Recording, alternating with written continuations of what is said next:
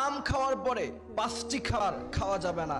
আমের সিজন চলছে এখন আমার ভাইরা, বাজারের মধ্যে নতুন আম এসেছে, সবাই ঘরে আম নিয়ে যাবে এবং সবাই মজা করে। সিজনাল আম আপনারা খাবেন, আমরাও খাবো। এজন্য আম খাওয়ার পরে 5টি খাবার খাওয়া যাবে না, খেয়াল রাখতে হবে।